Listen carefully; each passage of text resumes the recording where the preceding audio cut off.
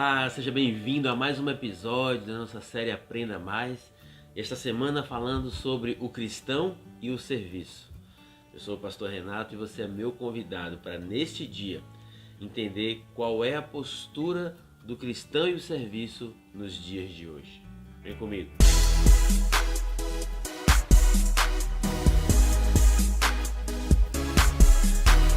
Se você não é inscrito ainda no nosso canal, eu quero te convidar a você fazer agora a sua inscrição. Clica aqui no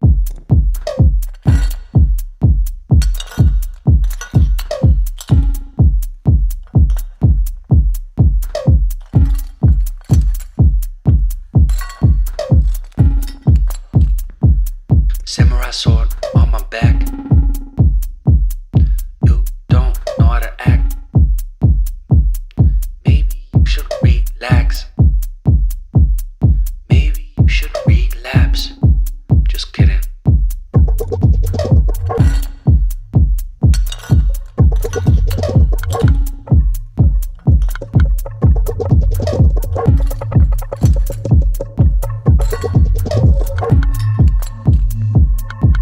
Stop, stop, stop, stop, stop, stop.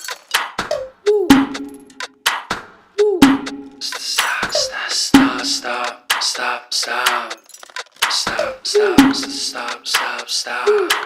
Stop, stop, stop, stop, stop. Stop, stop, stop, stop, stop, stop. Stop, stop, stop, stop, stop, stop, stop, stop. Stop, stop, stop, stop, stop.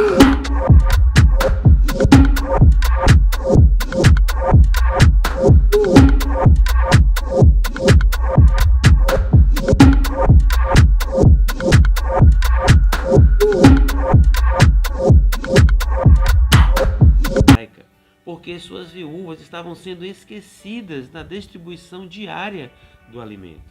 Por isso, os 12 reuniram todos os discípulos e disseram: não é certo negligenciarmos o ministério da palavra, a fim de servir às mesas. Irmãos, escolham entre vocês 7 homens de bom testemunho, cheios do espírito e de sabedoria. Passaremos a eles essa tarefa e nos dedicaremos à oração e ao ministério da palavra. O texto é muito explícito e deixa claro de que existe um ministério da palavra. Mas foi necessário que se levantassem ajudadores para que os apóstolos não se desviassem do serviço, para que eles não negligenciassem aquilo que o Senhor havia comissionado para eles. A isso nós chamamos de serviço.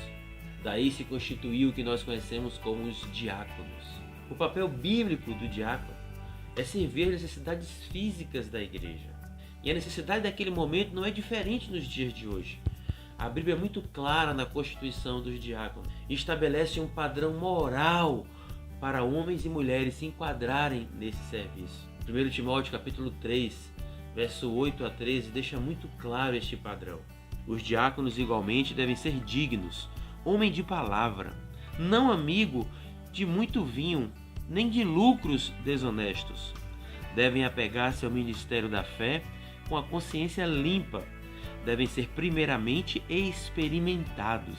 Depois, se não houver nada contra eles, que atuem como diáconos. As mulheres igualmente sejam dignas, não caluniadoras, mas sóbrias e confiáveis em tudo. O diácono deve ser marido de uma só mulher e governar bem os seus filhos e a sua própria casa. Os que servirem bem alcançarão uma excelente posição e grande determinação na fé em Cristo Jesus. Você consegue notar a clareza de detalhes nesse texto? Ele estabelece um padrão moral, de postura para um diácono. Primeiro fala que precisa ser digno e respeitável. Está relacionado a alguém irrepreensível que pratica justiça.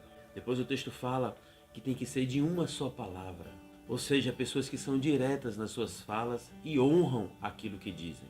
Não tem duas faces e são sinceros. A palavra de um diácono precisa ser confiável e ter credibilidade. Depois o texto fala que não pode ser inclinado ao vinho, à bebida forte. Ou seja, a pessoa precisa ter domínio próprio, controlar o seu próprio corpo, disciplinado. O texto ainda fala para não ser cobiçador. desejar um lucro desonesto, ou seja, alguém que não ama o dinheiro, mas dá o seu devido valor na sua vida.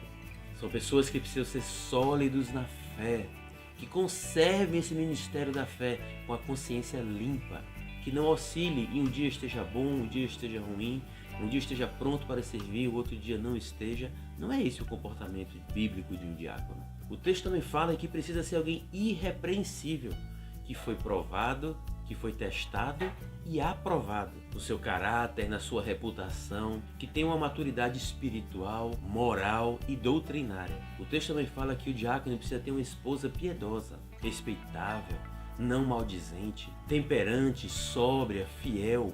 O texto ainda traz uma qualificação para a diaconia, dizendo que precisa ser marido de uma única mulher. O texto requer uma fidelidade do homem para com a mulher, uma integridade moral dentro do casamento, de respeito, de unidade, de entender aquele matrimônio e a aliança que foi feita. E por fim o texto diz: e que governe bem a sua casa e a sua família. O diácono precisa ser um líder espiritual da sua esposa e dos seus filhos. Pegando carona nesse texto de 1 Timóteo capítulo 3, vemos também uma função de governo sendo explicada no texto, cujo objetivo é tomar decisões e dar diretrizes à comunidade, todas alinhadas com o propósito de Deus. Aí mesmo, em 1 Timóteo capítulo 3, do verso 1 a 7, a palavra nos ensina: esta afirmação é digna de confiança. Se alguém deseja ser bispo, deseja uma nobre função. É necessário, pois, que o bispo seja irrepreensível, marido de uma só mulher, sóbrio, prudente, respeitável, hospitaleiro e apto para ensinar. Não deve ser apegado ao vinho, nem violento, mas sim amável, pacífico e não apegado ao dinheiro. Ele deve governar bem a sua própria família, tendo os filhos sujeitos a ele, com toda dignidade. Pois se alguém não sabe governar a sua própria família, como poderá cuidar da igreja de Deus? Não pode ser recém-convertido, para que não se ensoberbeça e caia na mesma condenação em que caiu o diabo.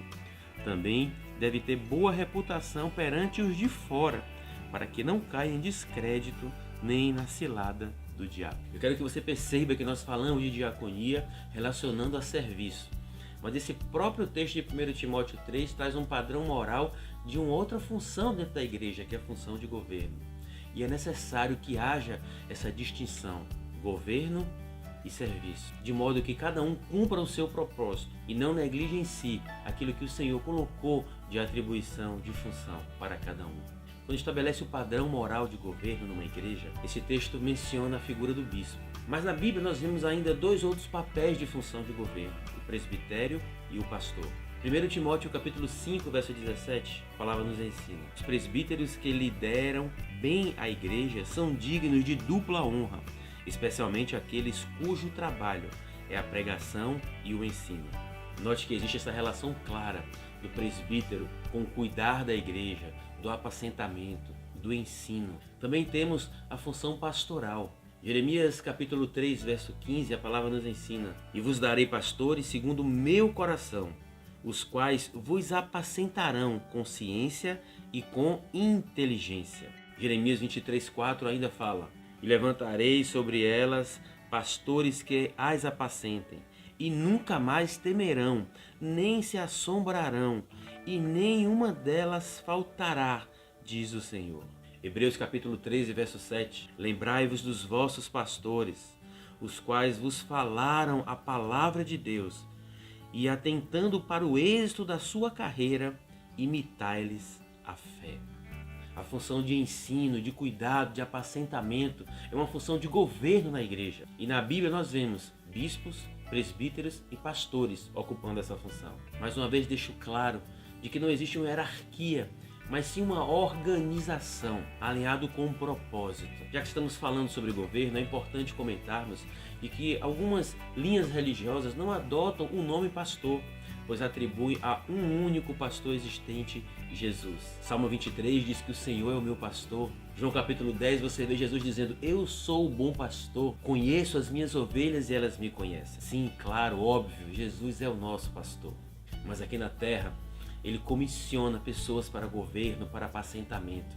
bispos, pastores, presbíteros, que têm a função de aconselhamento, de ensino da palavra. Essas são funções de governo. Mas voltando para funções de serviço, nós falamos sobre a diaconia, mas existem na Bíblia relatos de outras funções relacionadas a serviço. Lucas capítulo 10, verso 2, a palavra que prevalece nos ensina: e dizia-lhes: grande é em verdade a seara, mas os obreiros são poucos. Rogai, pois, ao Senhor da seara que enviem obreiros para a sua seara. Esse texto respalda um outro ofício muito comum nos dias de hoje, que é o ofício de obreiro. O texto diz que existe uma seara grande e é necessário que o Senhor envie obreiros. Obreiro é aquele que faz a obra do Senhor. Segundo Timóteo capítulo 2, verso 15, procura apresentar-se a Deus aprovado, como obreiro e que não tem do que se envergonhar e que maneja corretamente a palavra da verdade. Note que existe também um padrão moral, aquela pessoa que faz a obra do Senhor. E o requisito é conhecer, manejar, praticar a palavra do Senhor de maneira correta. Na nossa comunidade, por exemplo, nós não usamos o termo obreiro. Fomos direcionados pelo Senhor a usar o termo cooperador, pois cooperador, trabalhador, ceifeiros, obreiros dizem respeito à mesma coisa. Pessoas que entendem o seu papel para ocupar uma função de serviço na igreja, de servir. E como ensinamos no episódio 1 e no episódio 2, durante toda a história e culminando com o próprio Jesus, o serviço é algo presente na vida de muitas pessoas. Algumas pessoas ainda subdividem funções de governo e serviço atribuindo outras nomenclaturas: missionário, dirigente, evangelista, apóstolos. O que estamos explicando nesse Aprenda Mais diz respeito a funções de movimentação, de ofício, serviço na obra do Senhor.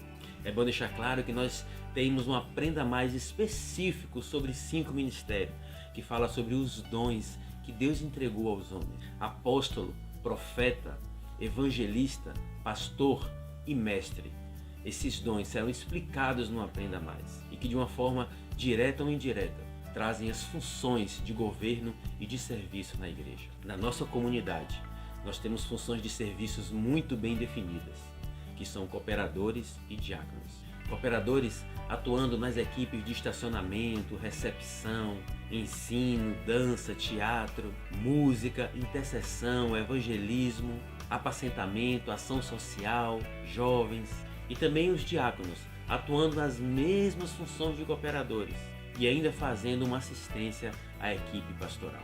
Na função de governo, nós temos cooperadores que entendem que foram chamados por Deus para exercer um dos 5 ministérios, exercendo assim funções de liderança nas equipes, conduzindo e apacentando vidas. Nós temos pastores que têm função de apacentamento, ensino e administração dos recursos da igreja. E além disso, a função de bispo, que cumpre todas as funções pastorais e ainda apacenta uma equipe pastoral. Esperamos que com esse Aprenda Mais, você tenha entendido sobretudo o chamado de Deus para a sua vida, para que você entenda o serviço que o Senhor espera que eu e você façamos na obra do Senhor. E façamos com alegria, com constância, com comprometimento, entendendo a importância e o papel disso, sabendo que existe serviço e governo, sem necessariamente constituir uma hierarquia, mas um complemento, cada um fazendo o seu papel, não negligenciando aquilo que o Senhor tem nos chamado. E se você que está me assistindo nesse momento entendeu isso e ainda não executa o serviço na obra do Senhor, eu quero te encorajar. Procure ainda hoje se engajar no serviço da sua comunidade. Existem muitas áreas em que o Senhor te chama e que o Senhor precisa de você. Converse com seus pastores, se habilite, se envolva, deixe o Senhor te usar. Muito obrigado pela sua participação, pela sua audiência. Se você gostou desse vídeo, compartilhe com outras pessoas para que o Senhor possa tocar outros corações a se mover no serviço. Um beijo no seu coração, o Senhor te abençoe e até um próximo Aprenda Mais.